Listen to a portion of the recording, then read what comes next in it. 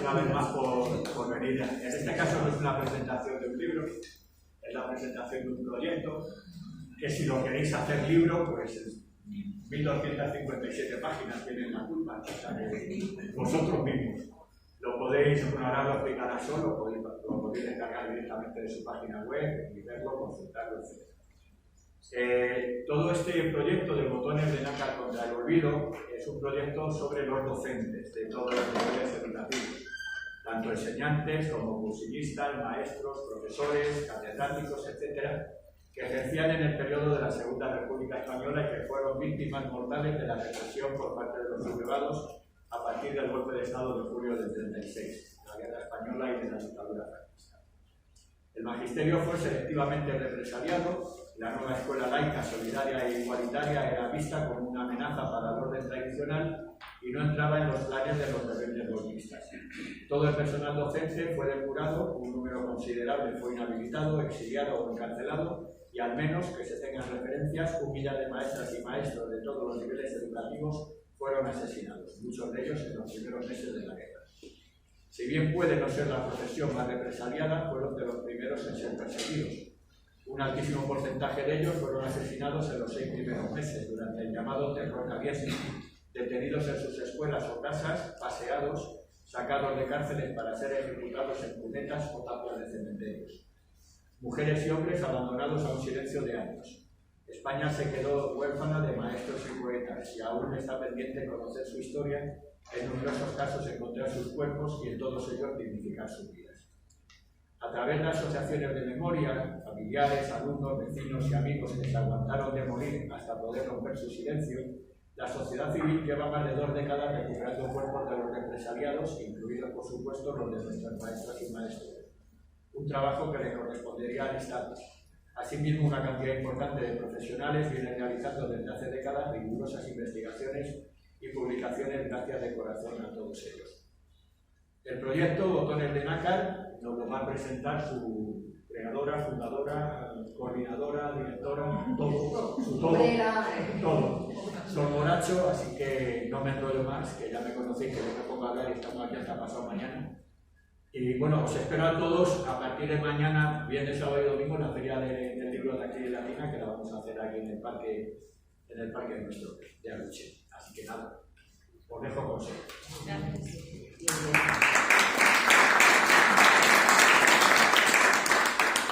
Bueno, pues buenas tardes a todas y a todos. Gracias Luis, gracias a la Asociación de Memoria de la Latina y gracias a la biblioteca por invitarnos a estar aquí.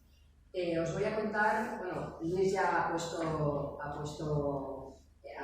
contado lo más importante, ¿no? Ya sabéis de qué va el proyecto, pero voy a contaros cómo surge este proyecto y qué es hoy Botones de Nácar contra el Olvido. Pues lo voy a contar con la ayuda de un PDF. Voy a hacer movimientos de gafas y bueno, movimientos de gafas y de ordenadores, porque tengo mi pantalla aquí, pero voy a manejar la pantalla desde aquí. Bueno, un poco solo para contextualizar, imagino que estáis informados, pero siempre me gusta ponernos en contexto, ¿no? Estamos en los años 20, en una España de gran analfabetismo, ocupaba un 42% y en algunos casos incluso en aldeas o zonas rurales podía ocupar hasta el 92%. Por supuesto, las mujeres con un porcentaje muchísimo mayor que en hombres.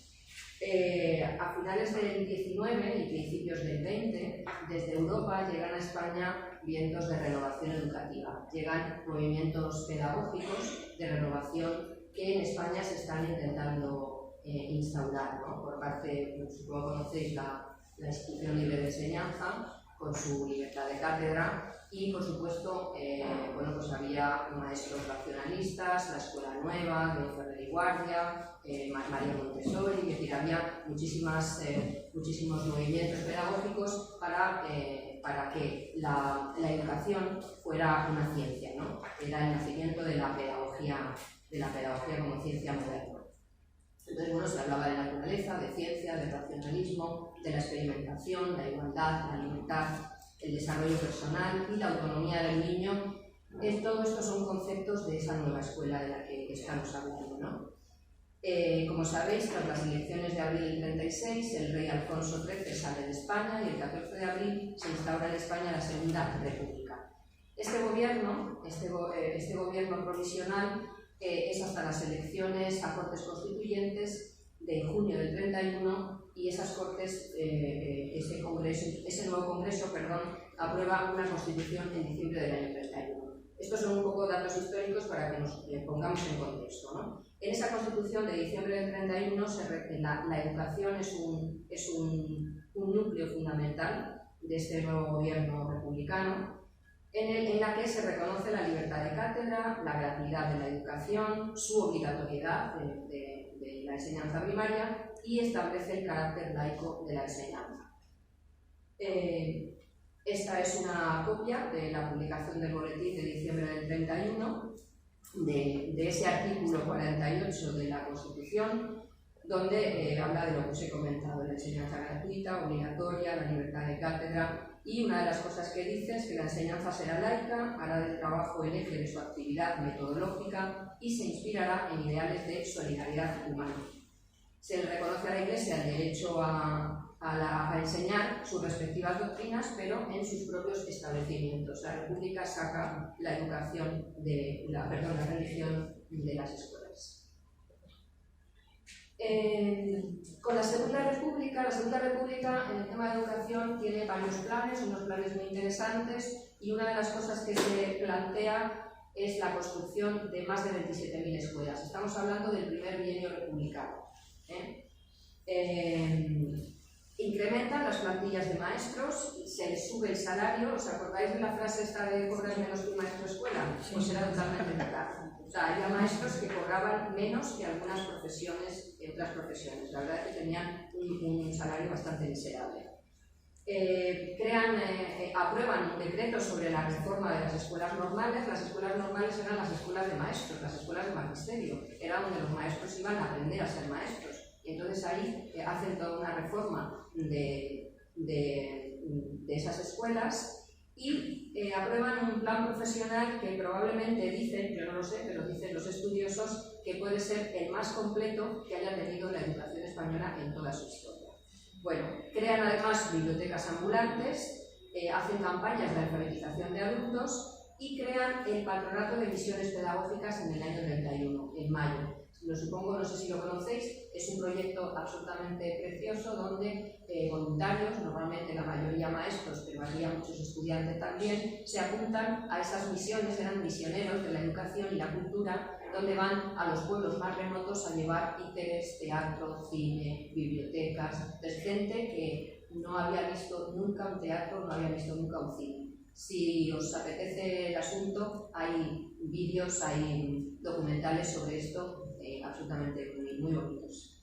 Bien, había un sector progresista entre los docentes que estaba comprometido no solo con esta innovación educativa, sino con una reforma política, social y económica de una sociedad que era muy desigual y había bastante pobreza, ¿no? ¿Cómo me encuentro yo cómo nace este proyecto? Y aquí es donde voy. Este proyecto nace porque yo me encuentro con la vida de tres maestros. Primero me encuentro con la vida de tres maestros. Primero me encuentro con la vida de María Domínguez. Remón es una mujer muy interesante. Esta mujer nace en el pueblo de Zaragoza, en Pozuelo de Aragón, en 1882. Resulta que esta mujer es medio analfabeta, ella tiene las cuatro reglas básicas, sabe un poco leer y escribir, la casan de forma obligada con un señor que termina maltratándola y ella escapa una vez.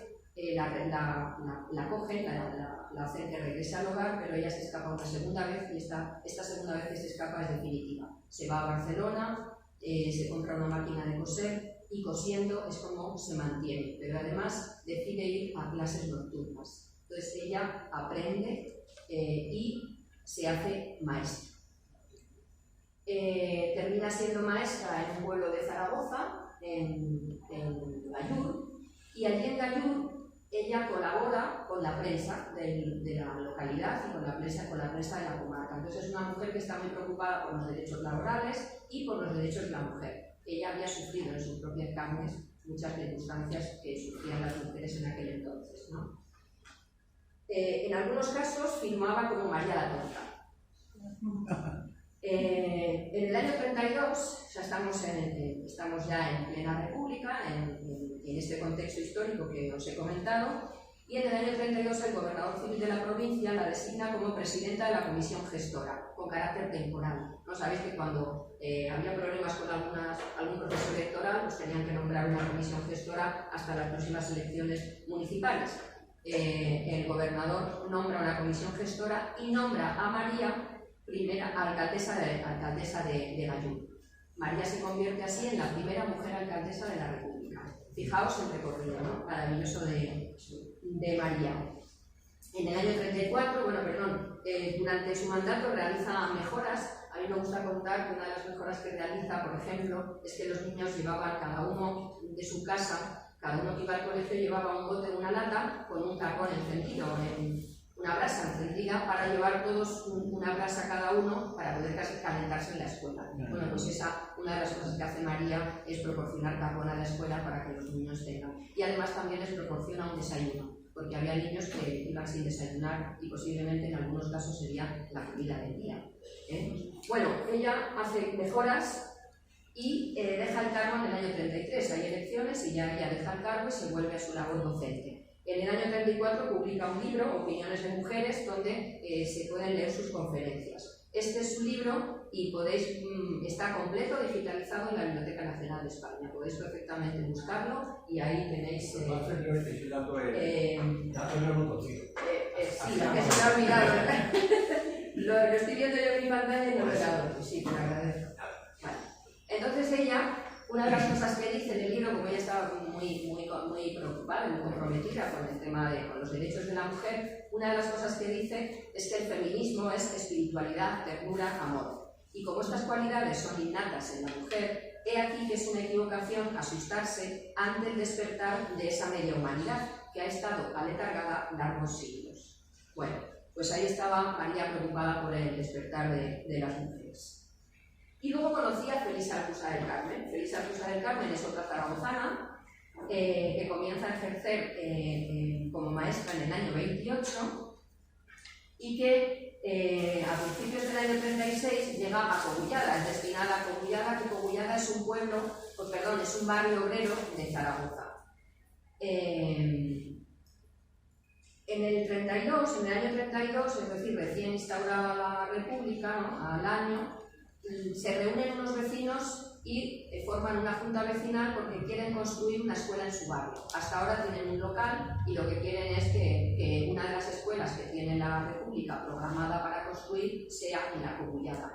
Entonces el gobierno republicano les dice que no hay dinero para una escuela y los vecinos dicen que vale. El gobierno republicano les dice, bueno, os doy una parte, el resto lo buscáis la vida. Y la junta vecinal pues hace todo lo posible para reunir el dinero para construir la escuela. Y una escuela laica, es lo que quería la junta vecinal. Felisa llega a esa escuela, a esos locales, y pues ahí está la junta vecinal intentando construir la escuela del barrio.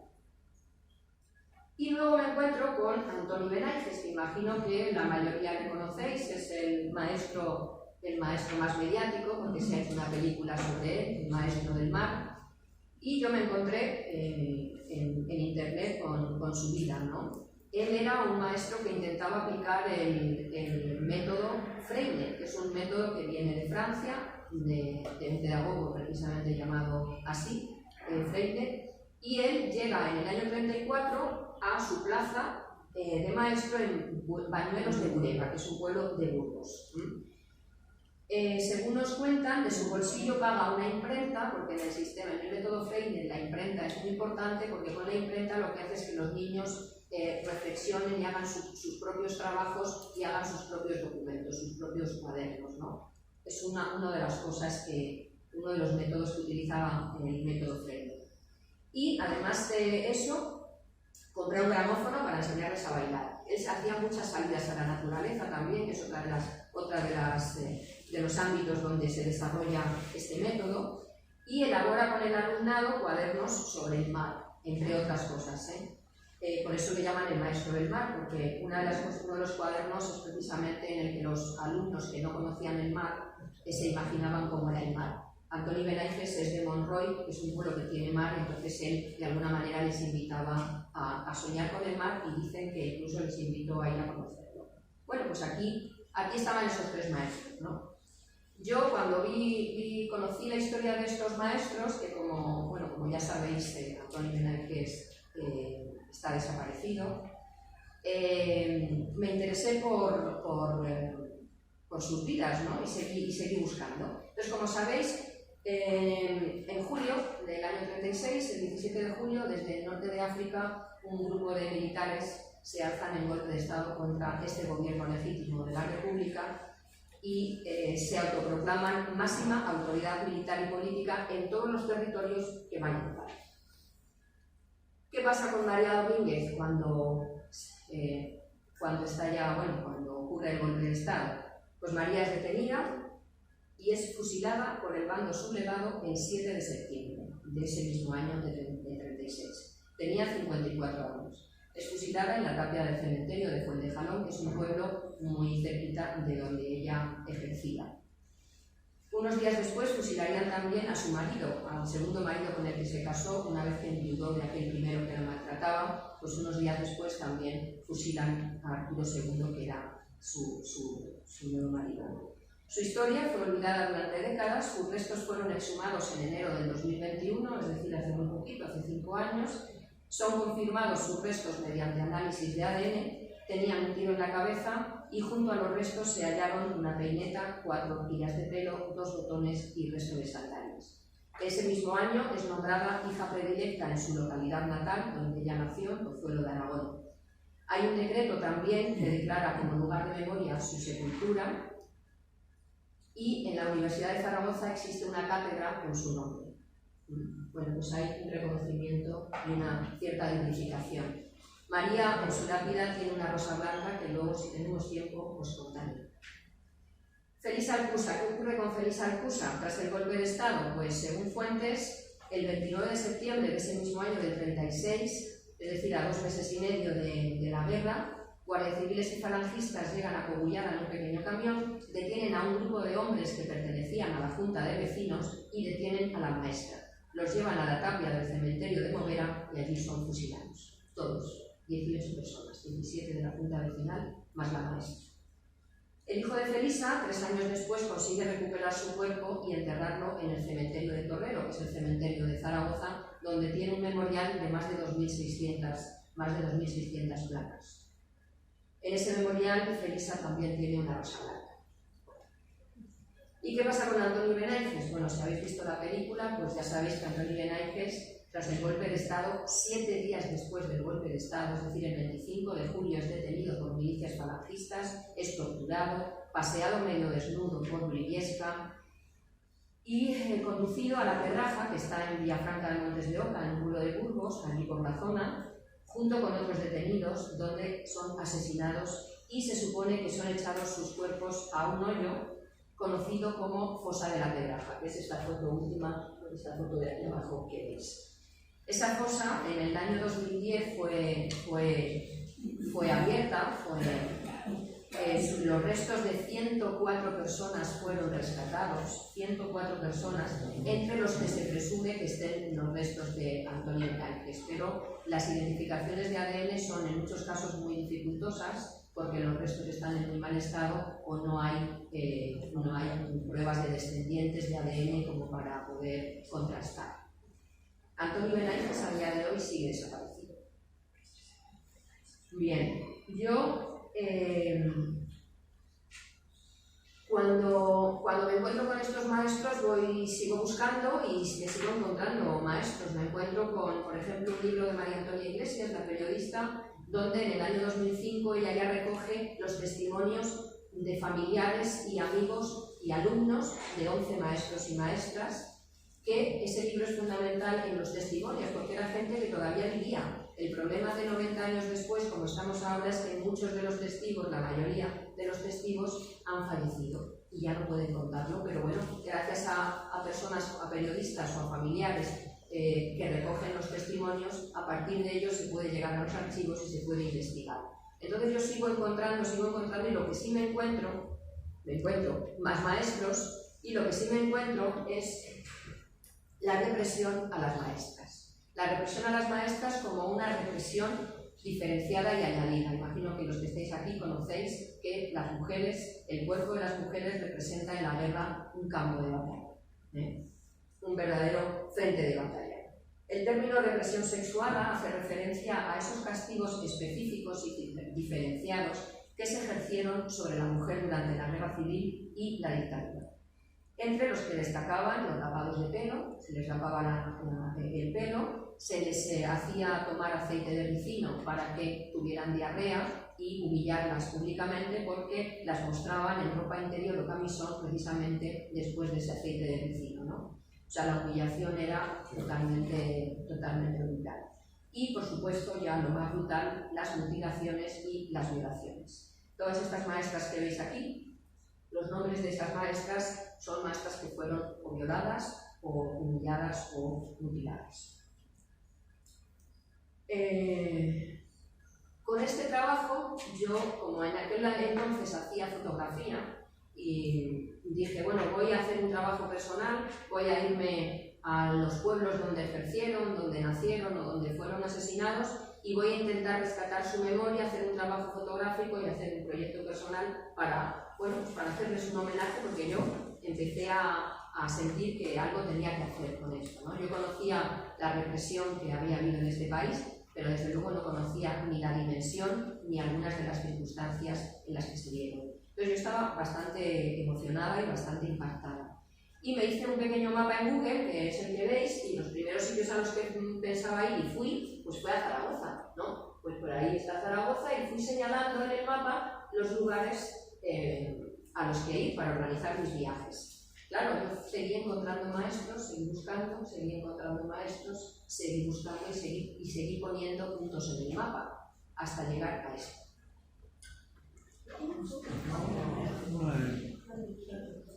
Aquí tenemos aquí un poco de posibilidad.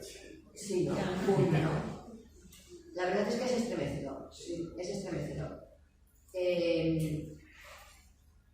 En la lista de maestros que yo tengo ahora mismo, todos estos son víctimas mortales, son víctimas mortales detenidas en sus escuelas, en sus colegios o en sus lugares de vacaciones, porque tened en cuenta que lo que era julio y los maestros estaban de vacaciones y muchos de ellos estaban pues, en los pueblos donde habían nacido o con la familia, en fin. Hoy en día son 960 maestros víctimas mortales en la retaguardia, es decir, ninguno de ellos murió en el frente de batalla, fueron asesinados con juicio o sin él. Cerca de 1000 maestros. Cuando yo hablo de maestros, hablo de docentes, Como ha dicho Luis al principio, docentes de todos los niveles educativos, desde el enseñante que iba en bicicleta enseñando alfabetización de pueblo en pueblo hasta el catedrático, ¿no? Bueno, pues aquí tenéis, es decir, esto ya se me salió de madre, esto ya se desbordó, ya no era un proyecto personal, ya era, bueno, pues algo más, y entonces Botones de Nácar ya cogió otro camino. Antes de explicaros ya el camino que cogió Botones de Nácar, vamos un poquito a ver estos datos que os estoy comentando. Ahora son 901, 960, el año pasado eran 942, yo en la nueva edición del libro ya tengo 16 maestros más y solo han pasado 6 meses, es decir, siguen apareciendo maestros. Sí. Maestros que no estaban ni en frentes de batalla bueno.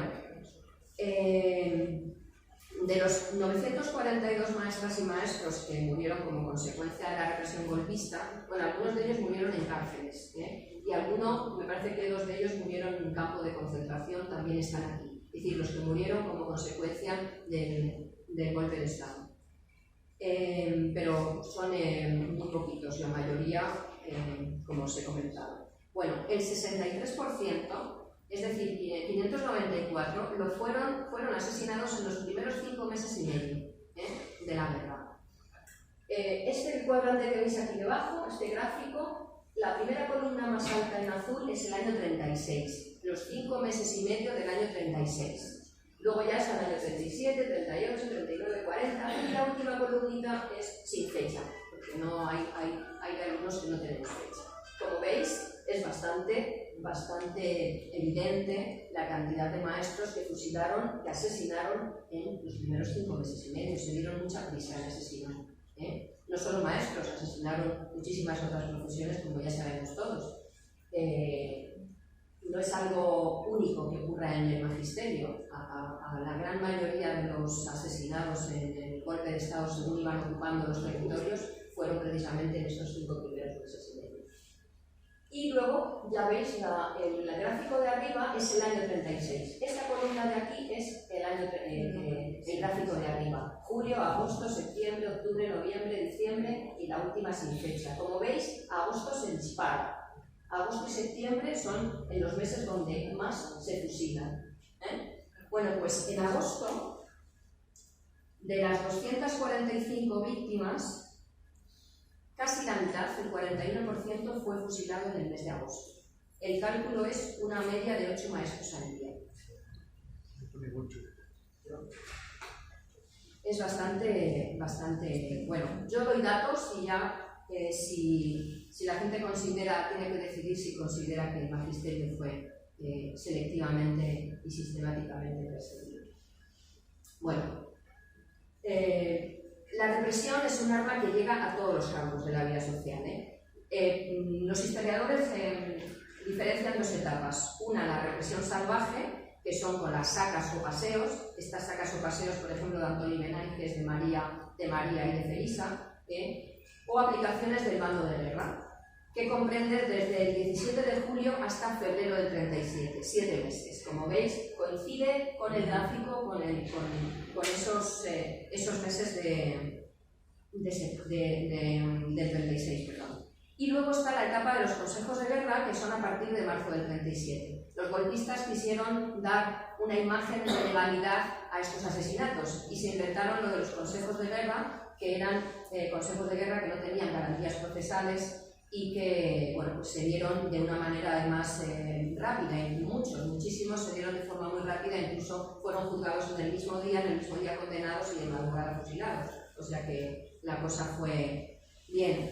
Como sabéis, se estima que en España hay al menos relacionadas un listado con nombres y apellidos de 114.266 personas desaparecidas. Hay miles de fosas, a unos dicen 2.400, ahora se juega con 5.000 y pico, ¿no? Hay fosas, sabéis que las fosas son los enterramientos ilegales, los enterramientos irregulares, y pueden ser fosas de una persona o pueden ser fosas de hasta 10.000 personas. Hay fosas en este país de miles de personas. La Cruz de los Reyes, que son algunos 33. Claro, sí.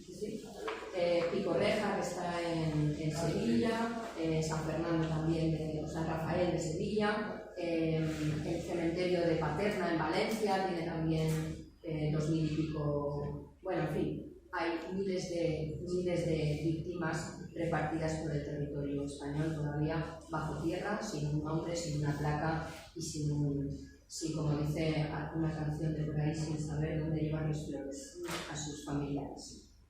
Bien, aquí en esta pantalla hablo un poco de otras represiones que hubo, ¿no? En los campos de concentración de prisioneros.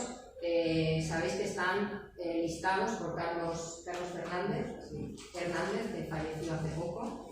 Él ya listó más de 300 campos de concentración de prisioneros en España, en la época franquista. Luego hubo leyes por parte de los golpistas donde con los presos no sabía qué hacer con ellos, y además pensaba que los presos tenían que pagar todo lo malo que habían hecho, y entonces les pusieron a trabajar.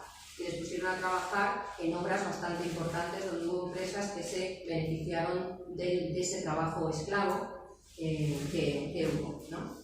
Y luego el exilio. Sabéis que hubo a partir de febrero o marzo del 39 hubo un exilio. De España salieron por los Pirineos 500.000 personas.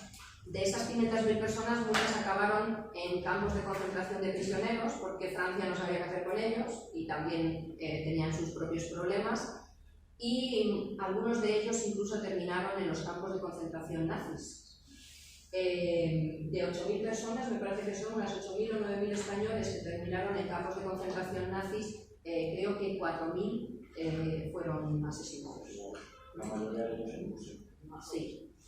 Entonces, como veis, hay toda una represión a partir del golpe de Estado, donde parece ser que el miedo era la razón por la que querían controlar, ¿no? Controlar a la población a partir del miedo y del terror y la eliminación física del enemigo, ¿no? Bien, esta Junta de Defensa Nacional que crean los golpistas el mismo 25 de julio, se autoproclaman autoridad política y militar, deciden depurar a todos los funcionarios, y uno de ellos pues, son los maestros. Entonces, a través de informes de conducta personal, social, política, ideológica y religiosa, se procede a inhabilitarles o a separarles del servicio. En muchos casos, incluso se les separa del servicio una vez asesinados. Se impone así, por la fuerza de las armas, un modelo educativo nacional católico que permaneció en nuestro país desde el 36 hasta el año 75, que muere el dictador. Se impone así una disciplina férrea, rigurosa, militarizada y claramente ideológica, izado de bandera, cantos e himnos patrióticos y canciones fascistas, uso de uniformes de corte castrense, se restablece el crucifijo en las escuelas, se lee el Evangelio, el rezo del Rosario, etcétera, etcétera, y se restablece la separación por sexos en la escuela. Se termina así de forma abrupta la libertad, el progreso y el libre pensamiento de la educación republicana. Dime el tiempo, ¿qué tengo? Hasta las 8 y bueno, 5 señoría. Tengo muchas cosas que contar, pero no quiero enrollarme así con muchas. Esto es solo para que veáis un poco el ejemplo. Esta es la circular que se manda a la inspección de primera enseñanza, ya los golpistas. El 8 de marzo del 38, como veis, la guerra todavía no había terminado, llevábamos 2 años de guerra, pero ellos desde el primer día ya van imponiendo en las zonas, en los territorios que ocupan, van imponiendo sus normas y sus leyes, y ya tienen su boletín oficial y ya sacan sus decretos y sus circulares. Y entonces esta circular va dirigida a la inspección de primera enseñanza y a todos los maestros, privados, municipales, nacionales, absolutamente a todos. Y les dice que la escuela forjadora de las futuras generaciones, fervorosamente fundida con este épico movimiento de resurrección patriótica. O sea, así empieza en los textos, ¿no? Dice que España les entrega a sus hijos les entrega a los maestros, les entrega a sus hijos para formarles en el amor a Dios y a su patria. Dentro del apartado de educación religiosa, pues les dice que hay que enseñar el catecismo, que el ambiente escolar tiene que estar en su totalidad influido y dirigido por la doctrina del crucificado. Dentro de la educación patriótica, dice que la patria se está forjando ahora en el duro y penoso yunque de los hondos sacrificios comunes. O sea, imaginaros la diferencia de lenguaje con la Constitución del 31, ¿no? Donde dice que se educará al niño en el humanismo, en la libertad, en fin. Bueno, pues ya lo de cantos populares y himnos patrióticos han de ser entonados por los niños, en fin.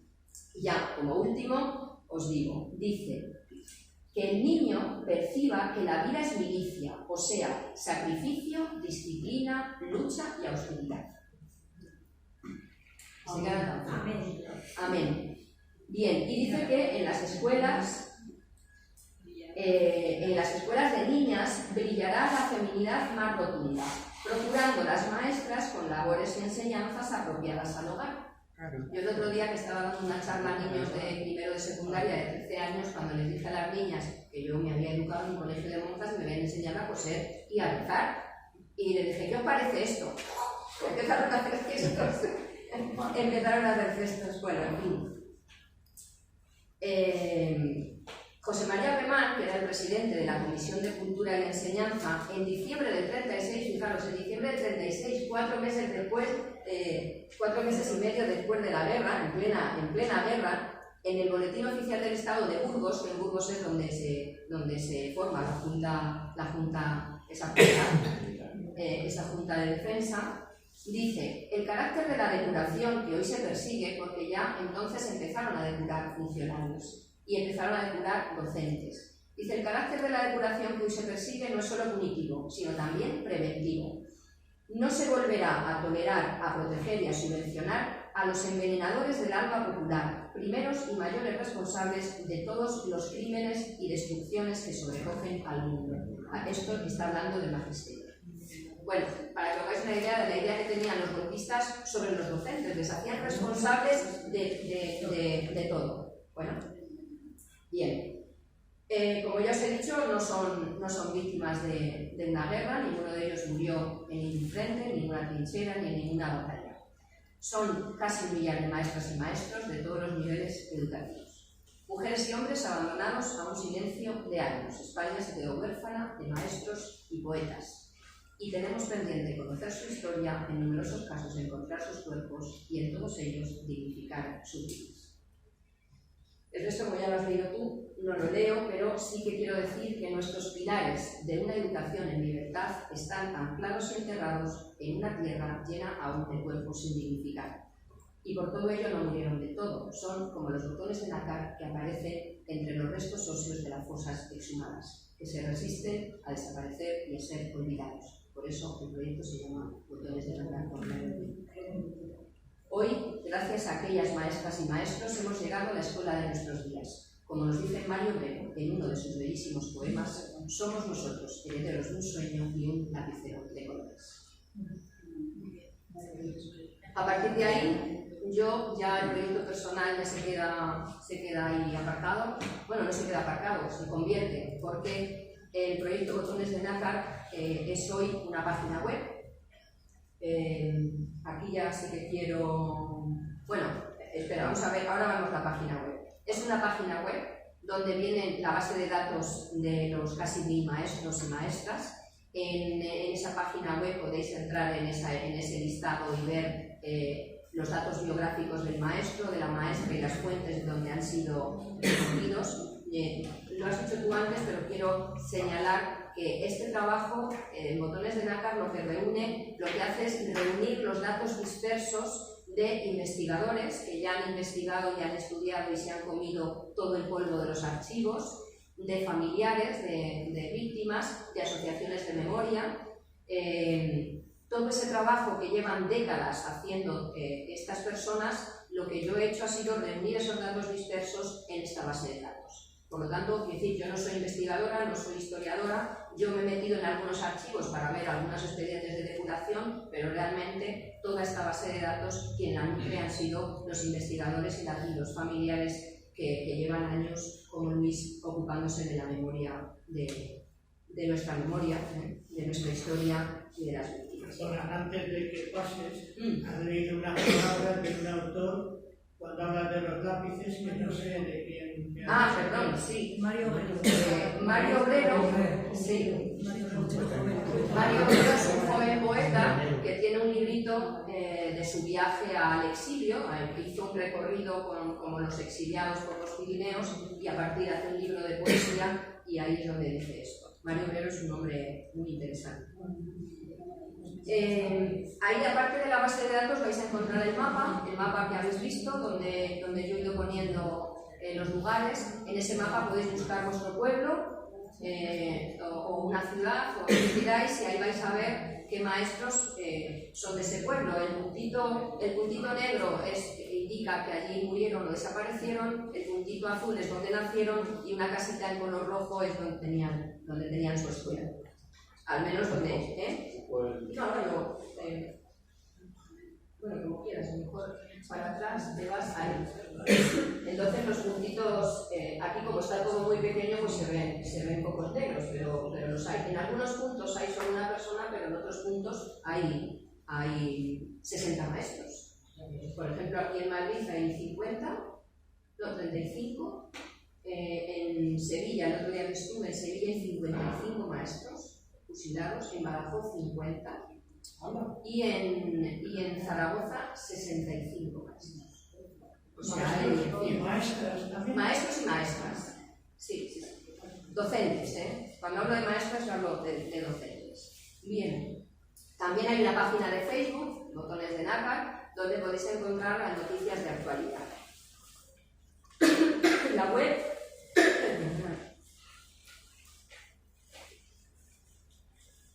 Vamos a poner la página. Sí, y así lo explicamos mejor, ¿no? Tienes que ir a aquí. Tienes que salir a cosa de aquí ahora. El escape. El escape. Sí, y aquí tenemos que ir aquí. Vale. Como veis, esta es la página. Aquí sí que tengo que mirar. Esta es la página web, Botones de Nácar contra el olvido. Este es el inicio. Aquí se explica el proyecto. Y aquí está, si dais aquí en el menú de la izquierda, el listado de víctimas.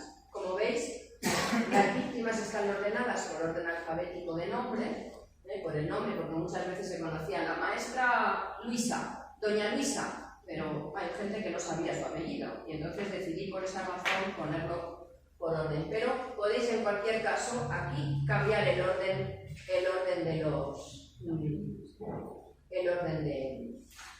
alfabético. Entonces, bueno, pues aquí podéis hacer una búsqueda y, por ejemplo, ponemos Madrid.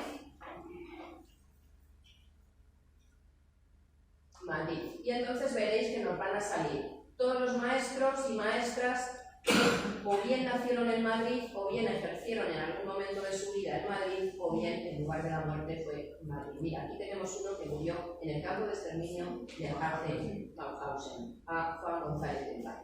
Entonces, por ejemplo, pues si lo ordenamos por el lugar de la muerte, pues nos vamos aquí y vamos a ver que aquí empiezan los que murieron en Madrid.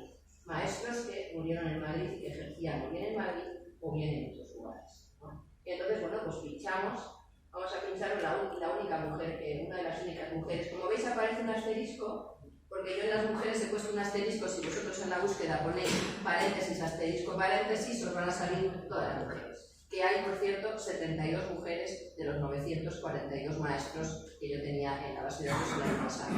Eso es cerca de un 7%, un 6,7%, una cosa así. Está dentro de la media de mujeres de datos que he visto que tengo. Bueno, pues aquí tenéis unos pequeños datos biográficos de Gilberta y los enlaces de donde yo he sacado la información, ¿no?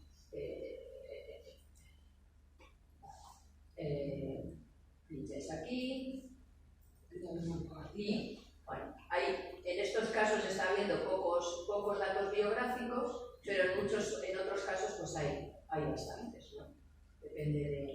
Aquí no se ve la verdad. Bueno, eso es lo que con lo que podéis trabajar si tenéis curiosidad o si queréis buscar algo. Aquí tenéis el mapa. Aquí, si le dais aquí arriba, pues ya se despliega en grande y podéis pinchar sobre un lugar o hacer una búsqueda. Y aquí viene el diccionario biográfico, que es este que he traído, estos mamotretos. El diccionario biográfico es un volcado de toda la base de datos en un PDF, en un libro con formato libro. Ya yo me he fijado el diseño, la maquetación y todo eso.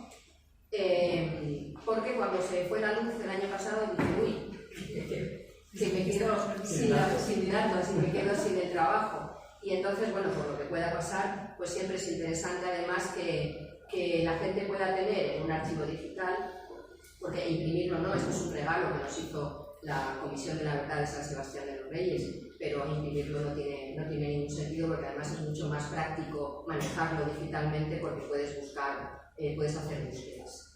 Entonces hice el volcado. Este es un libro realmente, hoy es 23 de abril, es un libro, pero es que es un libro digital, y puede estar en la página, se puede descargar, ahí lo tenéis, se puede abrir el PDF y os lo podéis guardar y trabajar con él o enviárselo a quien queráis, ¿no? Es una herramienta, como toda la página web, una herramienta para que la utilicemos y la... Bien, y aquí llegamos a una de las cosas más bonitas, que además nos movemos con ella muy bien, Como os dije, yo quería hacer una exposición fotográfica, un proyecto personal, pero al final, como la cosa se desbordó, yo había hecho unos cursos en la escuela de fotografía donde yo vivo, en Fuenlabrada, y entonces mi amigo Javier y el profe Luis me invitaron a presentarlo en la escuela para invitar a su vez a fotógrafos a que quisieran incorporarse al proyecto fotográfico, lo que es la exposición fotográfica. Y entonces, bueno, aquí tenemos a dos, a Javier Rosell y a Nuria Ardura, que son dos de los autores. Somos 7 personas, donde cada uno de nosotros ha hecho un trabajo fotográfico o bien con un maestro o con varios. Cada uno ha viajado a donde ha podido, unos a Guadalajara, otros ¿cómo se llama tu pueblo, Javi? A Pedroñera. No, el tuyo no. El de Daniel González Vitacero, Valdilecha. A Valdilecha o al pueblo de Ávila, en fin, cada uno. Yo, como empecé antes, pues aproveché otros viajes que hacía para hacer otros viajes, y entonces tenemos una exposición colectiva de fotografías, donde además tenemos una parte divulgativa, que son los roll-ups. Tenemos varios roll-ups donde explicamos todo el contexto histórico. El roll-up que veis aquí, más cercano a mí, el de la derecha, es el roll-up con todos los nombres de los maestros.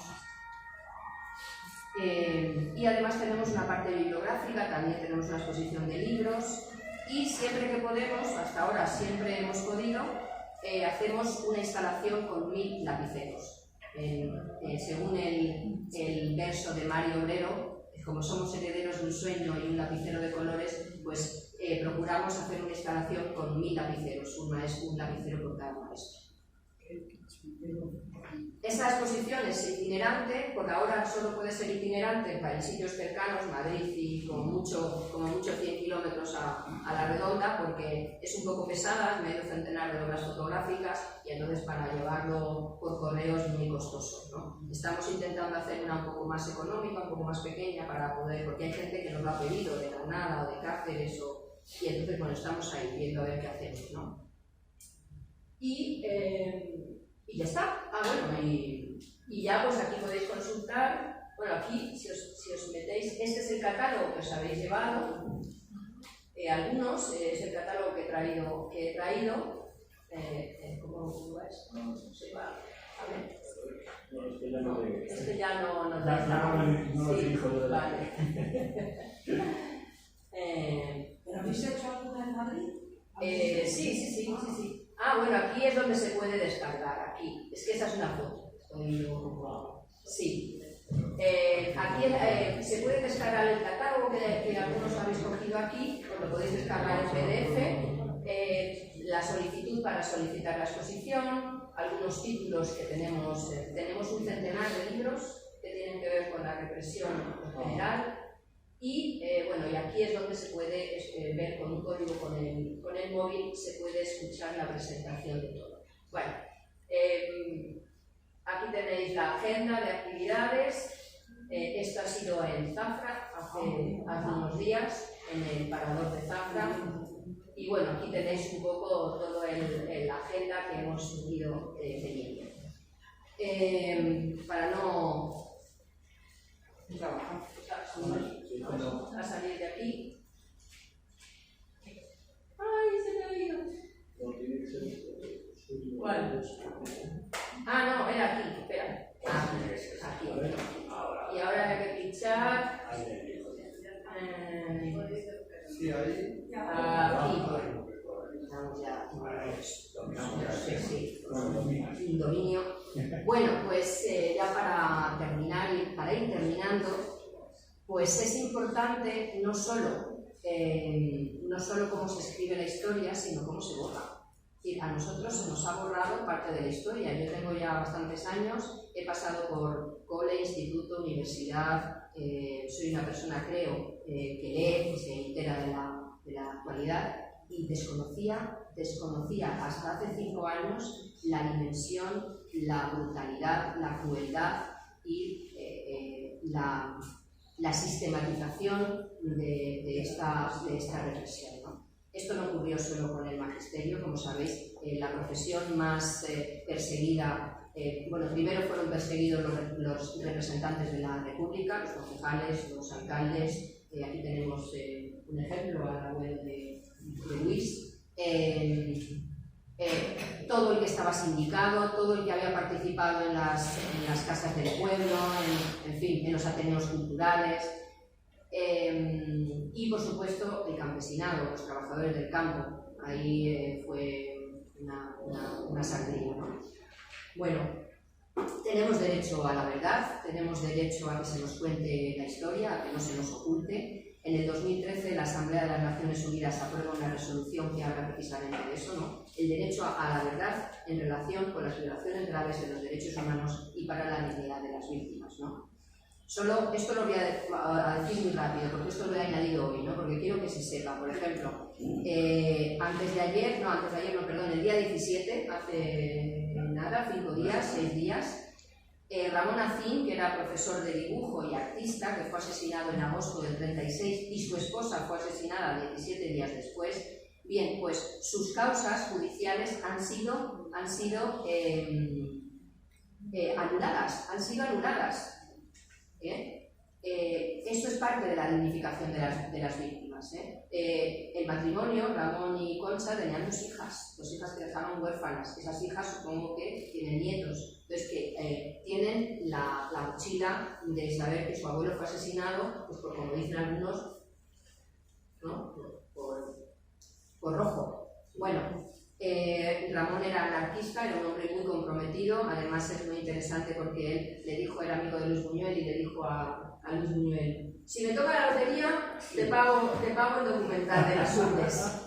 Y le tocó la lotería y entonces le dio 20.000 pesetas para el documental de las Urdes, de aquella época, ¿eh? Bueno, pero como veis, hoy en día se sigue, o sea, se han anulado las causas de Ramón Acín y de Concha. Otra cosa que se ha hecho es que se han exhumado, por ejemplo, estos son solo ejemplos, pero esto ocurre todos los días, o casi todos los días, se exhuman fosas, se exhuman cuerpos, se intervienen fosas y se exhuman cuerpos.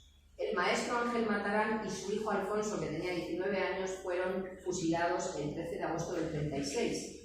Bueno, pues fueron sus restos exhumados en el año 2022, fueron identificados y se han entregado a las familias en el 2025, el año pasado. Los nietos ya, porque los hijos ya fallecidos no pudieron ver los restos de su padre y de su hermano.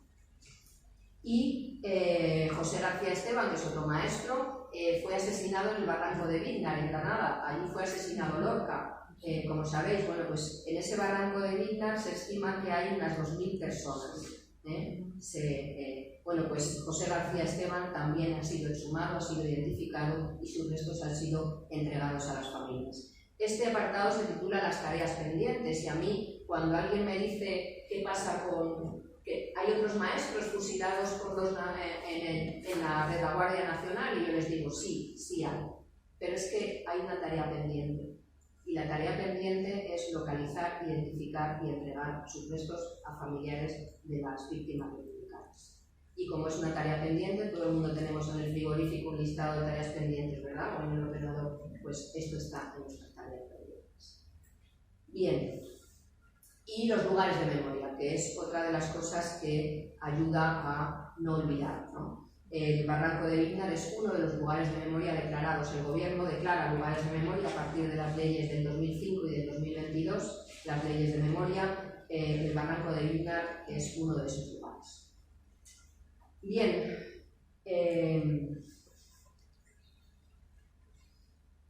con esto doy por terminada la explicación de qué es Botones de nácar y quiero leeros, por último, ¿tengo tiempo? Sí.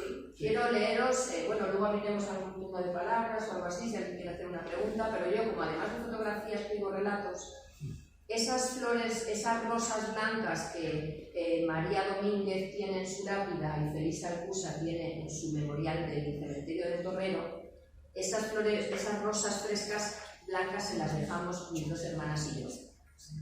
En ese viaje que hicimos a Zaragoza para ir a fotografiar la memoria de las maestras, pues fuimos a los cementerios donde ellas estaban y les dejamos, como los cementerios venden flores, pues les dejamos una rosa blanca.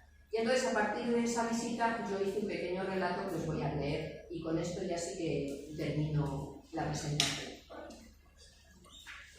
Casi que no lo pongas, porque casi que no lo pongas, prefiero leerlo porque si no la gente se detiene. ¿O sí? No.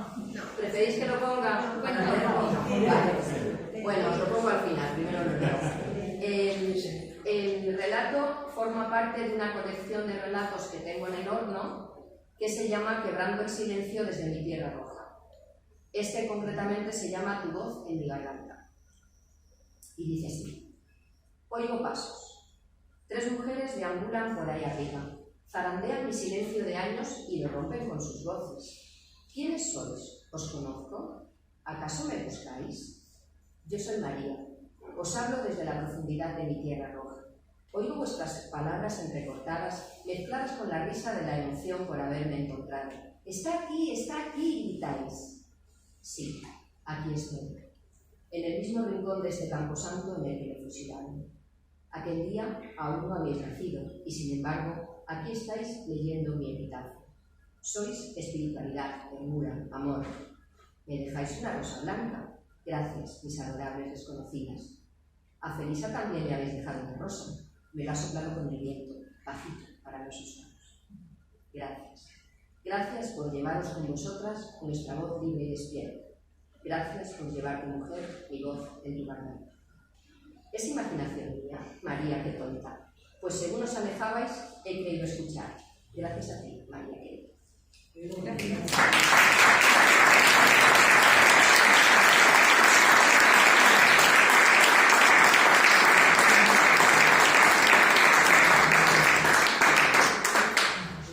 Estas somos nosotras 3 en la lápida de María y la rosita de Felisa. Bueno, esto es Botones de Nácar. Gracias por escucharme. Muchísimas gracias, Sol. La verdad es que impresionante el proyecto que estás haciendo. Es una maravilla. Y bueno, si queréis hacer alguna pregunta o algo, es el momento. Hoy no vendemos libros ni nada, ¿no? Dime, Carlos. Bueno, buenas tardes. Me llamo Carlos y he sido profe bastantes años del Colegio Lourdes, cerca de aquí, en este distrito, y no sé, yo ya nos conocemos de otros actos, ¿verdad? Te quería felicitar, Sol, además tenía muchas ganas de conocerte porque sabía de tu proyecto. Hace poco Emilia nos habló cuando estuviste en San Sebastián de los Reyes y tenía mucho interés en conocerte y te quiero felicitarte por la aportación que has hecho y por tu implicación, especialmente por esa base de datos tan necesaria. Decirte también que desde yo formamos parte de las asociaciones Surabenainas, que hicimos en los años 24 y 25 lo que aquel maestro no pudo hacer. Llevamos a 30 niños desde Manuel de Prueba a Montroch del campo, cumpliendo con su deseo, ¿no? Y decir, y esto también lo quiero compartir, que este año la Asociación Surabenainas va a hacer en junio un homenaje al pueblo catalán que acogió a decenas, centenares de miles de niños y de familias en las colonias escolares en el País Valencià y en Cataluña. Nosotros concretamente lo vamos a hacer en Tarragona, en un proyecto que se llama Tarragona Refugia, y en el que también, lo estoy contando porque también en ese proyecto rendiremos homenaje a maestras y maestros que fueron asesinados, como el caso que seguro que conocerás, el maestro Sidonio Pintado, que fue asesinado en Cambrils al acabar la guerra, seguro que está en tu base de datos, ¿no? Entonces, bueno, pues quería aportar esta felicitación y también inducir algo de optimismo en todo esto. Es decir, a pesar de toda esta tragedia, hay proyectos que como el tuyo y como otros que estamos desarrollando, ponen en valor la memoria de las maestras y los maestros republicanos, como la plataforma Justa Freire, de la que Luis también forma parte, que reivindicamos en Madrid la memoria de la maestra Justa Freire. Como sabes, fue encarcelada en la prisión de mujeres, en la cárcel de mujeres violentas. Ella no fue fusilada, pero otras sí lo fueron también en Madrid. Y esto es lo que quería. Pues muy interesante, Carlos, gracias. Luego, si acaso, me das tu nombre y tus. Sí, bueno, Luis tiene mi contacto. Sí queremos entrar en contacto contigo para ver cómo este proyecto, a la medida que tú quieras, puede colaborar con la tienda. Sí. En la página web hay un apartado de contactos. Si alguno queréis escribir o queréis escribirme o contarme algo, por ejemplo, de Sidonio Pintado, los casi mis nombres no los recuerdo, pero hay algunos que sí, y Sidonio sí que lo recuerdo, está en la base de datos. Pero si tenéis alguna información que aportar, o documentación o algo, por supuesto la base de datos está abierta Está abierta a aportaciones, por supuesto, rigurosas, es decir, con documentación o bueno. Y sobre Justa, tengo que decir, no más que sobre Justa, esto es una base de datos, tranquila, salud. Esta es una base de datos de víctimas mortales, pero por supuesto hubo maestros encarcelados que sufrieron una represión y encarcelados durante bastante tiempo. Bastantes maestros fueron inhabilitados. Creo que los datos que leí por ahí, los datos que he leído es que de 60.000 maestros que había, 15.000, al menos 15.000, fueron inhabilitados de su puesto de trabajo. Excluyeron la enseñanza y su medio de vida. Y en muchos casos, los maestros que veis aquí, maestras, fueron inhabilitados después de asesinados. Ya para que sus mujeres o sus maridos no cobraran, o sus hijos no cobraran las pensiones. Y además, con la ley de responsabilidades políticas, les pidieron incluso dinero para costear lo que los golpistas consideraron que habían causado un gasto económico en el país. O sea que incluso después de asesinados e inhabilitados les pidieron dinero. En fin, todo un desmadre. Añadir que las nietas de Sidonio Pintado conservan su memoria, si quieres te puedo contar con ellas, Natalia y Patricia. Y una precisión, los restos de Antonio Benaires, ya los compañeros que llevan tiempo investigando en esto allí, en Bañuelos, han confirmado que no están en la Pedraza. No están ahí, no se van a encontrar nunca, seguramente porque hay intereses locales que no quieren que se investigue más sobre qué ocurrió ahí. Que también está la memoria, lamentablemente, de las víctimas, que la que defendemos nosotros, pero está la memoria de los victimarios. Esta memoria de los victimarios es la que bloqueamos. Entonces, los restos de Antonio Benaires no se van a encontrar. Uno de los antropólogos que está trabajando, que estuvo trabajando en la Pedraza, tuvo el año pasado una conferencia en la Carlos III. Estuve hablando con él y me dijo eso mismo, que creían que no estaba. Por último, invitarte en nombre de la compañía La Escuela Perdida a que vengas a ver nuestra obra de teatro. Si quieres venir a vernos, aquí hay gente que ya conoce.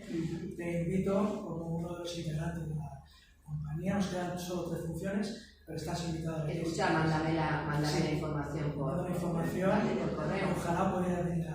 Vale, ¿cuándo la tenéis? ¿Cuándo? 29 de abril, 7 de mayo y 14 de mayo. Ah, bueno, mándame las dos. Os paso los contactos. Muy bien. Vale, muy bien. En la sala Taramán, en Carabanchel.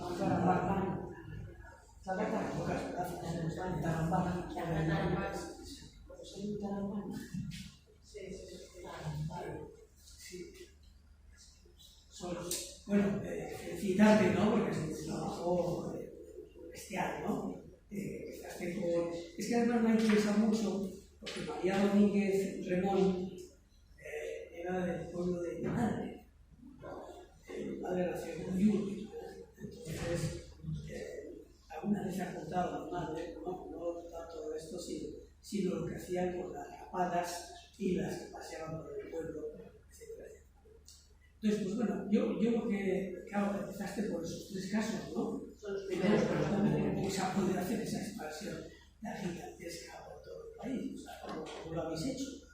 ¿Cuál ha sido el procedimiento? No, creo que lo he explicado antes, a lo mejor no lo he explicado muy bien, pero yo empecé a buscar a través de Internet. Entonces, a partir de Internet tú encuentras documentaciones, encuentras libros, encuentras publicaciones, y yo esas publicaciones o las compraba o se las pedía a los propios autores. Yo he escrito a profesores universitarios, he dicho, oye, en el 2005 escribiste la represión en Castilla y León, pero no encuentro ningún libro, y me dijo el profe, es que no lo hay, pero no te preocupes que yo te mando el PDF. Es decir, hay gente generosa que me ha mandado sus trabajos, hay otros trabajos que están publicados, por ejemplo, en tesis doctorales. Las asociaciones de memoria tienen todas páginas web donde tienen publicados también mucho material. Por ejemplo, hay una gente que trabaja en Andalucía, todosloSnombres.org, que tienen una base de datos brutal de toda Andalucía, Extremadura y norte de África. Esta gente lleva muchísimos años trabajando. Hay mucha gente, no os podéis imaginar la cantidad de gente que hay trabajando y que llevan décadas. O sea, llevan décadas. Y yo todo ese material lo he ido localizando. Yo localizaba un título que hablaba de la represión o bien al magisterio o bien la represión en general, y yo intentaba tener ese título para saber si ahí había algún maestro. Entonces yo me he leído libros enteros para ver si había algún maestro y he dicho, aquí hay uno. Y ese uno le he cogido y le he metido en la base de datos. Y he puesto la fuente de donde yo he sacado ese dato. Y así. Y así. Bueno, llevo cerca de 5 años, va a hacer 5 años, 4 años. Este trabajo tiene 4 años, realmente por ahora. Y así es. Bueno, tengo mucho tiempo, Bueno, pero incluso teniendo tiempo... Bueno, es mucho trabajo, pero como tengo tiempo, pues he decidido partes de tiempo emplearlo. Organizar, como localizar, como... Sí. Por casos como los dices. Sí. Porque la cifra es enorme. Sí. Y estos son víctimas mortales, como ya os digo, O sea, hay muchísimas víctimas, muchísimos docentes que fueron encarcelados, que lo pasaron realmente mal, fueron empobrecidos, es decir, era su profesión, no tuvieron, y además eran rojos, o viudas de rojos, y eso supuso no tener trabajo, ser señalados, tuvieron que marcharse de su pueblo, en fin, perdieron sus casas porque en esa ley de responsabilidades políticas, muchos de ellos perdieron sus viviendas, les incautaron las viviendas y se quedaron sin casa. O sea, fue ensañarse con el perdedor de la guerra, ¿no? Era un objetivo importante, porque, claro, tenía que transformar esa ideología, la libertad que contrajo la República, con la enseñanza, con los valores, etcétera, y claro, meter, ¿no?, esa ideología fascista, pues claro, se tenían que cargar a todos los que tuvieran alguna connotación con la sociedad. Bueno, era una pugna por el futuro, ¿no? Sí. Era una pugna por el futuro. Los niños son el futuro y aquí era una pugna por el futuro. No es una pregunta, es solamente una aportación. 2 hermanos de mi padre, con 14 y 16 años, fueron fusilados y su familia, mi padre, tuvieron que venirse a Madrid porque nosotros sentíamos por la represión y dejar las casas y todo eso. Y nunca se sabe nada en realidad. Están sin localizar. Hay muchos desaparecidos. Y eran campesinos, como me decías, que no solamente era con... Sí, en el campesinado murieron mucha gente. Tener en cuenta que hubo la reforma agraria, que hubo un intento de repartir tierras que no estaban trabajadas, de que la gente tuviera unas condiciones de vida un poco más decentes, y eso... Pero no solo se fusilaban, sino que robaban la comida, violaban a las mujeres, se daban por sus casas. A mí me ha contado mi padre un montón de cosas que... Sí. Además, eso era generalizado. Sí, era generalizado. Mi padre me contaba, yo me iba a cazaba 3 conejos, me traía 2, escondía uno, porque sabía que por la noche iban a venir a quitarme uno. Y con los huevos y con todo. Y fue un ensañamiento, ¿no? Un ensañamiento con el que había perdido, no la guerra, sino con el que había perdido el golpe, ¿no? Es decir, porque allá donde iban ocupando, iban asesinando. Yo quiero enseñaros un mapa. Mirad, este mapa es del año 38. 2 años después de la guerra todavía seguían sin ocuparse las zonas que veis en rosa y estaban ocupadas las zonas que veis en amarillo. Bueno, pues tengo un mapa que no lo tengo aquí, pero a 4 meses de la guerra ya habían ocupado casi todo el territorio amarillo, solo quedaba un poquito de arriba, en fin. Bueno, pues si veis la siguiente diapositiva, como veis, donde fueron ocupando, que no hubo guerra, porque realmente no hubo en algunas zonas hubo una resistencia mínima, pero realmente no hubo guerra, iban ocupando, deteniendo y fusilando y asesinando. Bueno, pues como veis, estos son los datos, o sea, como veis, fijaos, Sevilla, 55 más 5, esos 5 es que no sé dónde murieron, sé que eran maestros sevillanos, pero no sé si murieron en Sevilla o en otros lugares, pero al menos 55 en Sevilla, 50 en Badajoz, pero es que si veis los datos de la izquierda, por ejemplo, en Ávila y Zamora, el 100% de los maestros fueron asesinados en los 5 meses primeros de la guerra. En los 5 primeros meses asesinaron a todos los maestros, 33 en Ávila. En Zaragoza el 85% fueron asesinados en esos 5 meses y medio, pero es que son 65 maestros, solo en la provincia de Zaragoza. O sea, como os dais cuenta, esto no solo ocurre con el magisterio, ocurre con todas las víctimas, es decir, en esos meses primeros de la guerra fueron llegando y asesinando. Y bueno, pues esto es el... Sí, porque es que, hablando de alcaldes, en Madrid, en los 3 años posteriores al término de la guerra, fueron fusilados 52 alcaldes. Solo de la provincia de Madrid. Pero el objetivo era la reflexión más salvaje. Más salvaje. Sí, más salvaje. Para meter miedo a la zona que todavía no tenían conquistada. Tenía que haber acabado de ver y haber cambiado completamente. Sí, y no cambió. Claro, porque el objetivo era ese.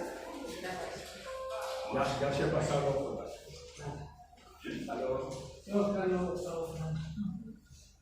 a la voz de Carlos.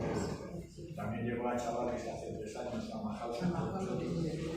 Hicimos aquí también la presentación del libro de su abuelo también. Y es un currante. Bueno, es que debido al trabajo de personas como Carlos, como tú y como, bueno, no sé si aquí también hay, de verdad que desde hace décadas se está trabajando. Ahora, después además de la ley de memoria del año 22, pues parece que esto ha avanzado, ¿no? Pero ahí yo conozco a profesores que en sus vacaciones, profesores universitarios, en sus vacaciones se desplazaban al archivo de la provincia de no sé dónde a utilizar sus vacaciones para sacar datos del archivo.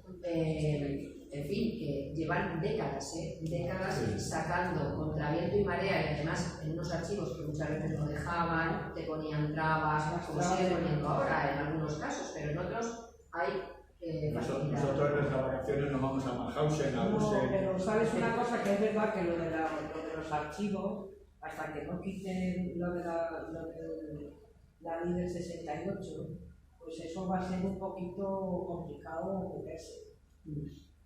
Y luego está este rollo de los victimarios, claro, que yo, por ejemplo, para pedir mi propia ficha policial, que te tardan hasta 3 años. El otro día leí un artículo sobre la dificultad que hay para el archivo de defensa. Que te tardan, no te dicen que no, pero te tardan 2 años en darte un papel. Sí. O te lo dan con nombres o cosas tachados en blanco. Bueno, Todavía es protección de datos. Estoy yo trabajando para la UNED en una cosa de antropología que estuvieron haciendo, ya cuando se dio hace años. Y de repente sí que teníamos datos de la provincia, los fusilados de Guadalajara, que por cierto salía un crío de 16 años fusilado, que es una cosa así que te impacta. Y de la noche a la mañana dice, es que vamos a arreglar el archivo. Y ya nos echaron ahí donde está el Ministerio de Aviación. Pues a ver, lo sabes. Estén muy lentas. Lentas no, cariño, eso es fácil. Yo todavía impera. De alguna manera lo has dicho tú, cosas que recoges de archivo y que hay nombres tachados, cosas tachadas. ¿Y cuánto habrán destruido que no llegaremos a conocer nunca? Fundación Francisco Franco, con todos los archivos franquistas personales. Una cosa, gente que sabemos, pues vamos, a ciencia cierta, ministros franquistas que según se iban del despacho donde iba a venir otro ministro, se llevaban documentación. Hasta algún ministro de turno se llevó unas columnas romanas por aquí de los yacimientos de Carabanchel, me acabo de acordar ahora, ¿no? Sí. Que estarán en sus chablés por ahí. No, ni lo de la iglesia. Los archivos de la Guardia Civil no están disponibles.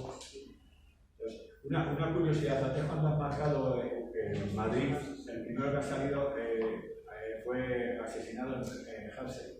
Bueno, Hassel es el castillo. Ahí en Hassel era donde asesinaban a las personas que tenían cualquier defecto. O sea, que eran sordos, que eran cojos, que eran ciegos, que eran síndrome de Down. O sea, como no les valía, allí hacían cualquier tipo de vejación con ellos, experimentos como si fueran cobayas, tratas humanas, y terminaban asesinando. Sí, y si estás allí más todavía porque ves los utensilios y ves... Eso es la política de nazi. Sí, es que las dos veces que hemos ido allá a Mauthausen, Gusen y Hansen, entras allí y se te cae el alma al bolsillo. ¿Cómo puede ser la mente humana tan retorcida para que a personas que tienen discapacidad, una sordera, simplemente una sordera, ya hacían pruebas, les metían ahí con... Con los detalles. Aquí en España estuvo el doctor Alejo Nájera, ¿no? Y luego el otro, López Ibor, que hasta tiene su cali y todo. Y Vallejo Nájera también. El gen rojo. Era curiosísimo. El número uno. Ahora, nosotros este año, por ejemplo, ya que Carlos ha hecho publicidad, yo también hemos preparado un viaje, que ya está lanzado, que es la retirada, que están ahora, en esta fecha fue cuando hace 90 años que hubo ese exilio de 500.000 personas. Entonces hemos hecho un viaje, vamos a hacerlo, el 26 de mayo, salimos de Madrid, vamos en tren hasta Girona. En Girona ya cogemos autocares y vamos a visitar a Viennes-sur-Mer, Saint-Cyprien, que son campos de concentración francesa. Los campos de concentración francesa. De Francia, la maternidad de Elne, que ahí fueron 800 y pico niños asesinados y tal, o sea, vamos a ir. O sea, que somos masoquistas, vamos. Así que nada, que nosotros también las vacaciones también nos las gastamos en eso. Yo no sé si tenemos a Nuria y a Javier, no sé si queréis, que son los autores, dos de los autores del trabajo de exposición colectiva, no sé si queréis comentar algo. No, bueno, yo un poco comentado muy brevemente cómo enfoqué este proyecto cuando Marisol me dijo que si quería participar en el proyecto como fotógrafo, pues inmediatamente le dije que sí. Y al rato me arrepentí porque pensé que cómo podía yo en una fotografía plasmar una pedagogía en la vida de un maestro, ¿cómo hago yo esto? Y entonces se me ocurrió ir a los pueblos del maestro, cargar la cámara, yo disparo con cámara de película, el negativo lo hago en casa, el papel lo saco en casa con una empleadora, como hace ya muchos años. Y pues nada, voy caminando por el pueblo y voy apuntando con la cámara y el dedo es una especie de fotografía intuitiva, ¿no? Donde yo creo que el maestro estuvo por una edificación antigua, una calle antigua y bueno, de momento creo que llevo ya 7 u 8 maestros en la provincia de Madrid y tengo un fondo fotográfico de unas 80 o 90 fotografías. Y bueno, es un proyecto muy ilusionante y vamos. Muy agradecido a Marisol por haber contado conmigo. A ti, Paco. Estaba buscando porque por aquí hay fotos de... Pero no, sí, no salen. Sí, sí, esas son las que Si pinchas. pincho aquí, sale una foto tuya. Por dos. Mira. Mira A arriba. ver si sale poco. Mira arriba a la derecha. Ahí, a ver la. No. Sí, La ves tú explicando. Bueno, sí, Pero bueno, estas son sus fotografías. sí, están hechas por negativo, como digo, formato medio, papel varitado, y revelo los negativos en casa, en el baño, lo cual me supone un problema. Luego monto la ampliadora a la cocina y me supone otro problema. Entonces, de problema a problema, pues ya sale la fase. La dura vida del fotógrafo. Sí, efectivamente.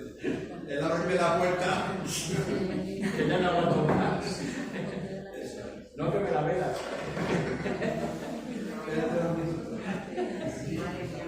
Yo conocí a Sol en un foro así, como este, que fui a escucharla, me llamó la atención el proyecto, fui a escucharla y mientras que estaba escuchándola, pues abrí el mapa y me fui directa al pueblo de mi madre, en Guadalajara, a Sacedón.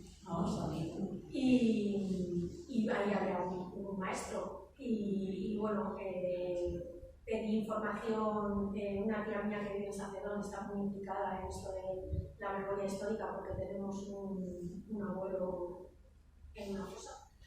Y bueno, y conocí a este señor. Además es un maestro curioso porque no era un maestro de escuela ni de universidad, era un maestro de oficio, era el maestro de harinas, que había la fábrica de harinas. Y luego, indagando un poquito más por allí por la zona, pues fui con otro maestro, que es sí, maestro de escuela, Cesario, y bueno, las fotos mías están hechas en el cementerio de Guadalajara. Y ya que estoy, leo mi frase. Claro, tú cuenta tu anécdota, cuenta que es muy interesante, muy bonita, sí. ¿Qué anécdota de las cosas? No, y la frase, la frase, las dos cosas. A ver, estando en el cementerio de Guadalajara, mi tía me cuenta que bueno, lo que se hizo como una tapia para separar un poco lo que era el camposanto, ¿no?, de lo que es el cementerio civil, pues para allí enterrar personas. Bueno, los rojos eran pecadores. Claro, personas que no merecían estar en Camposanto, pues para enterrarles allí. Entonces, ¿qué pasaba? Que ese cementerio civil, digamos, no tenía entrada, tenían que entrar por Camposanto, entonces no dejaban entrar a los familiares. Por lo cual, ¿qué hacían las familias? Pues desde la calle, desde la tapia exterior, lanzaban las flores y bueno, pues, donde cayeran, pues ahí estaban, ¿no? Y fue curioso porque justo ese día había muchas, ese día que fui yo a fotografiar había muchas flores por el suelo. ¿Casualidad o que es que la gente sigue haciéndolo, ¿no? Un poco como memoria. Y bueno, una de mis fotos es una foto de unas rosas. Y luego siempre me gusta contar, que la tengo que leer, no soy capaz de memorizarla, la frase que dijo Cesario en su juicio, ¿no?, cuando estaban juzgándole como defensa, ¿no?, cómo trató él de defenderse. Y él dijo, auxiliar a las clases más humildes, compadecerse de las necesidades, ver las miserias y necesidades de los niños y remediarlas en la medida de mis posibilidades económicas, es lo que en los pueblos han llamado ser de izquierdas y hasta revolucionario. Esta idea la he sentido en lo más íntimo de mi alma porque es una. Pues ya está. Bueno, pues esta es parte del trabajo.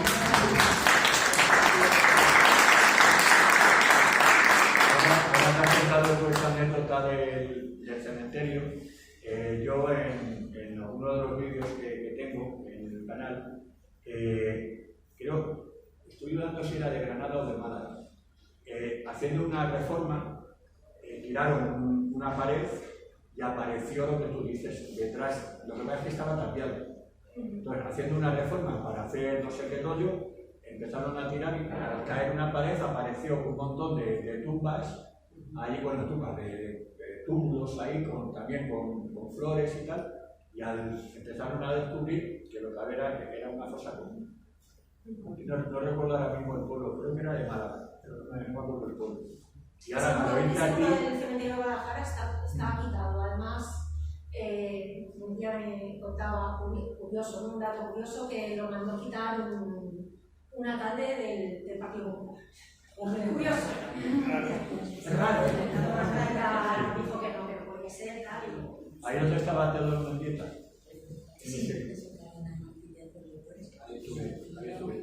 Ay, por cierto, Ramón Afín, ahora que lo han dicho, la primera exhumación en la que estuve fue de la Asociación Ramón Afín de Huesca.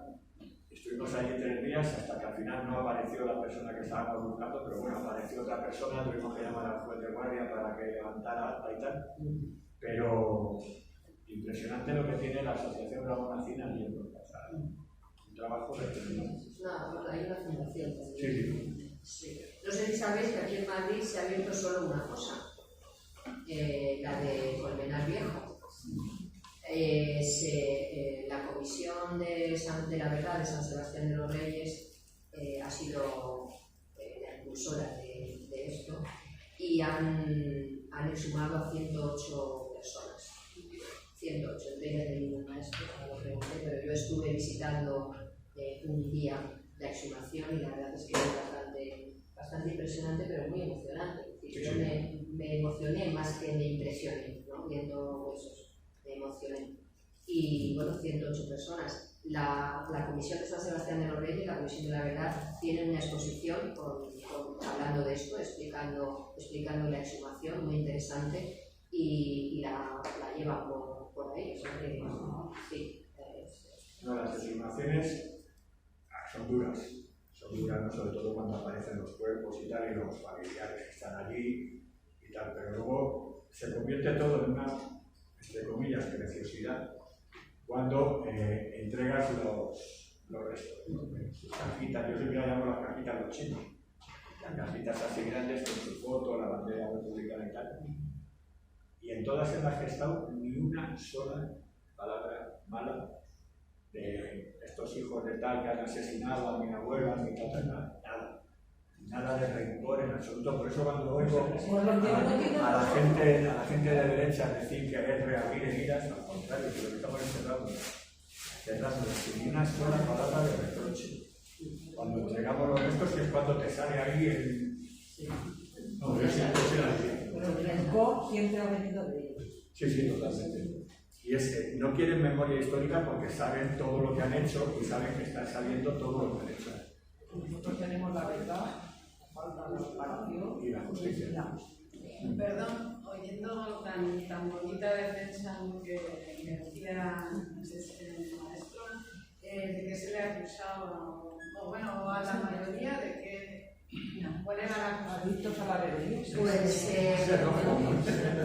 en los expedientes de depuración y en los expedientes de los juicios sumarísimos hay muchísima información y también hay en ese proceso de la causa general, donde hay en todos esos procesos se puede encontrar mucha información. Y yo lo que he podido ver en el caso de los maestros es que también era gente, como he dicho, muy comprometida con lo social. Entonces hay varios maestros, bastantes, que o estaban en un partido, en un sindicato, sobre todo en el sindicato de enseñanza, que era el sindicato de enseñanza para reivindicar sus derechos laborales, en FT. Pero a muchos se les acusaba, si veis los expedientes de depuración, por ejemplo, que tienen más que ver con el ser maestro, pues se les acusaba de ideas izquierdistas, de ser peligrosos porque metían ideas marxistas, se les acusaba de comunistas, en fin, sobre todo la ideología. De tocar el piano en la plaza.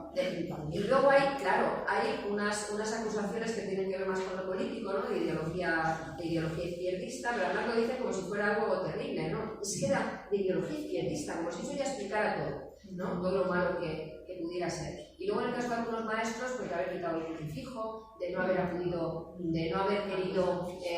abrir las ventanas del colegio cuando pasaba una procesión, de coser bandera republicana. En el caso de una mujer, a la maestra se le acusaba de haber cosido una bandera republicana. Había maestras que se las acusaba de esto en los expedientes de depuración, se las acusaba de mala moral, ¿no? O sea, de ser, pues de ser muy, no sé cómo las podían llamar, ¿no? Muy, ¿cómo es la palabra? No, o sea, claro, muy libertinas, mujeres maestras que no se habían casado por la iglesia, o que no acudían a misa, o que, claro, y es otra palabra, pero no me sale, ya la encontraré. Bueno, un poco las acusaciones eran, por un lado, políticas, ¿no? Si estaban sindicados o si estaban en algún partido, si tenían ideas izquierdistas, pero luego había otras muchas que tenían que ver o bien con la religión, ¿no? Si iban a misa, si eran buenos cristianos, y de hecho en los expedientes de depuración una de las cosas que hay informes que hace el cura, informes que hace el alcalde, informes que hace un profesor, informes que hacen dos personas de probada moral. Entonces, en esos informes una de las cosas que se preguntaba era si iba a misa, qué creencias religiosas tenía, qué leía, qué periódicos leía. O sea que muchas de las preguntas iban encaminadas a lo moral y a lo religioso, además de a lo político y tal. O sea que eso en los expedientes de depuración del magisterio. Luego ya si veis los expedientes, las causas, ¿no? Judiciales, eso ya acusaban a la gente de todo. De todo. Ahí podías ver de todo, pero claro, como no hay pruebas, esas son la opinión la versión de los golpistas, ¿no? Es la versión de los que juzgan. No sabes hasta qué punto lo que dicen es verdad o no, porque en muchos casos no fueron probados. La palabra no era una pregunta y ya cerramos, que son menos 20. Sí, vamos a ver. A mí me contó un maestro que se jubiló hace bastantes años y que a su vez su padre era maestro durante supongo que la República y los primeros años 40, que había recibido en la escuela, por la zona de Alicante, un decreto ley, una carta, diciendo que todo el material que se conservara de las misiones pedagógicas que nombraste antes, que se destruyera. Que llama la atención porque además es que no había ni lápices entonces. Bueno, hubo quema de libros, sí, pero plazas de pueblo hubo quema de libros. Pero hubo, yo es que estuve... Yo no lo conozco, yo desconozco esa orden, desconozco esa circular. Yo sé que en varios pueblos hubo quema de libros, pero no sé si hubo una circular para destruir material. Más hay un trabajo de las chiquillas sobre la lectura de libros. Se hicieron muchísimos premios. Bueno, pues hasta aquí. Muchas gracias. Aquí que ya...